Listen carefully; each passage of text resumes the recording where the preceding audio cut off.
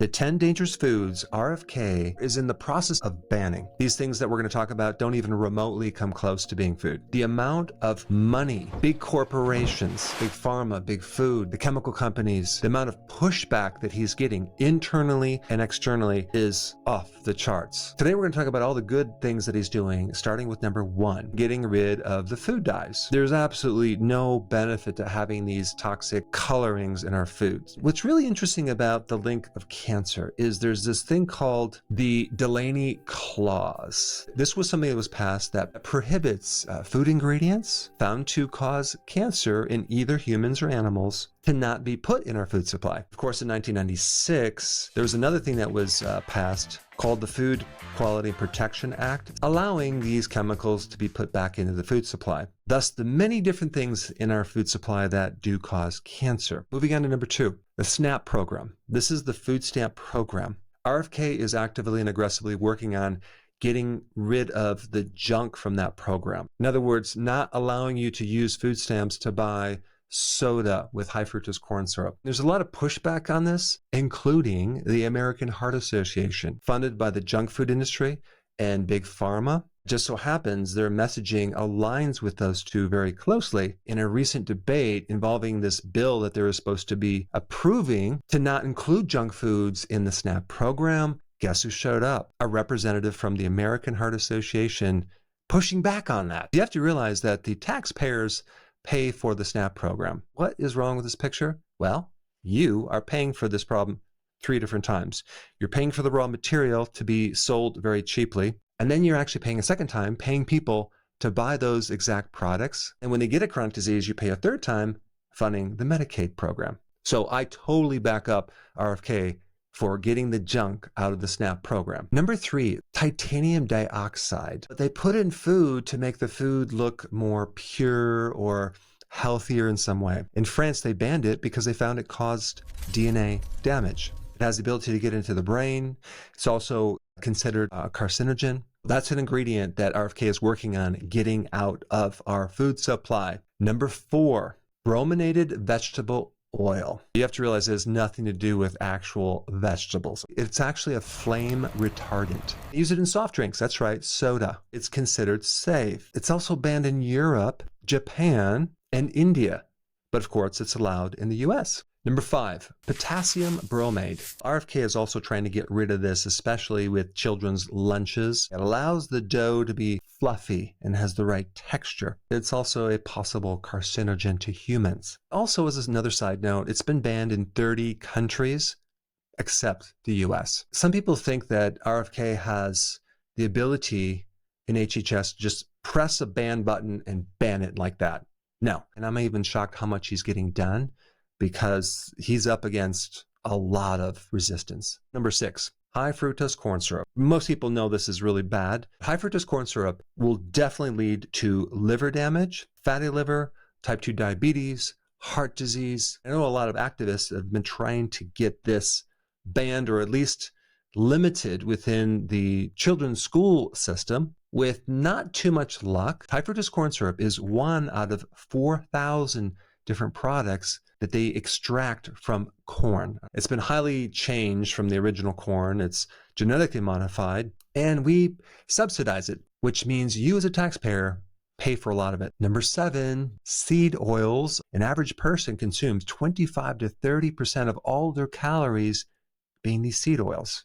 These seed oils incorporate themselves into our membranes around our cells, around our brain, around our tissues. They go in, but they don't come out very easily. If you stop eating them today, it's going to take over a year to get them out of the system. They keep the body inflamed, and they create all sorts of serious toxic side effects. Number 8, ultra-processed foods. If we go deeper into this ultra-processed food, we're really only talking mainly about 3 different things: synthetic sugar, synthetic starch, and seed oils. All 3 of these ingredients are subsidized. That means you're paying for most of it. The intention of RFK is to remove most of this ultra-processed food from the children's lunches, hospitals, from the senior assisted living homes. As in Arizona, they're working towards getting rid of the ultra-processed food calories from their school system by year 2026, which is exciting. Before we get into number 9, I need to share with you a very powerful free app that I created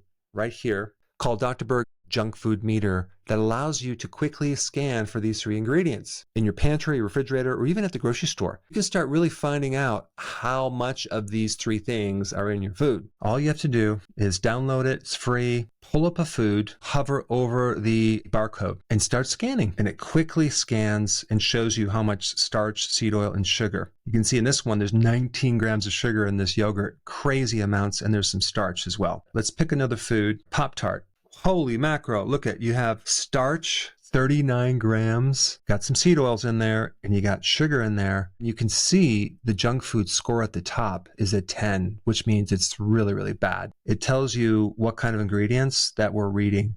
Let's do another food, hot dog. This one has starch, so there's hidden starch. What kind of starch? They're putting corn syrup in there and modified food starch. Not too healthy. At the end of this video, I put a link down below for you to download the free app, check it out, use it to improve your health. Number 9, artificial sweeteners. The difference between artificial sweeteners and sugar alcohols, with sugar alcohols, those are made by fermenting actual natural ingredients.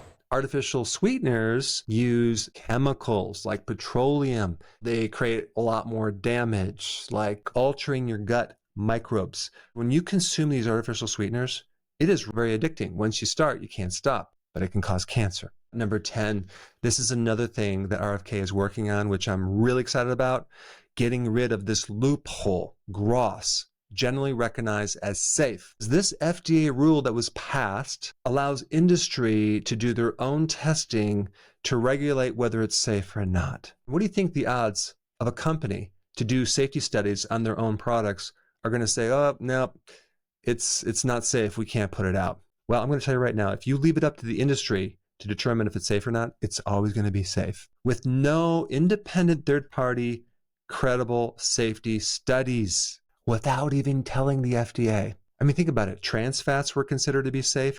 Trans fats, the stuff that causes heart disease, that was considered to be safe. In the media, in the news, what you're hearing now is there's no real evidence to show that junk food and chemicals are that bad as long as it's done in moderation. Well, have you ever tried to eat junk food in balance or moderation? The chemicals in there make it super addicting. You can't just have one. The American Heart Association was pushing for, we don't need more regulation. We should just educate people. In order to educate people, you have to have the correct information to educate them on. With all the bias and conflicts of interest, what are you going to educate them on? That junk food is okay? On top of the billion-dollar marketing budgets that these companies have putting out in the media to counter this education, and don't have ultra-processed foods in the dietary food guidelines, because that pushes it into the hospitals, the assisted living programs, the school system, the military, etc. Last point about this topic, about the arguments that they use, well, everything is processed. No, that's not true. They're similar, but they're not the same. There's degree of processing.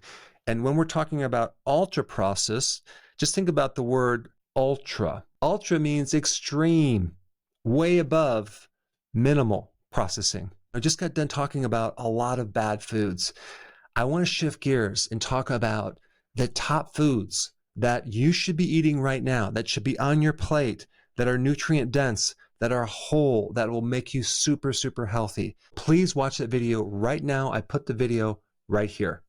That's right. Click it right here.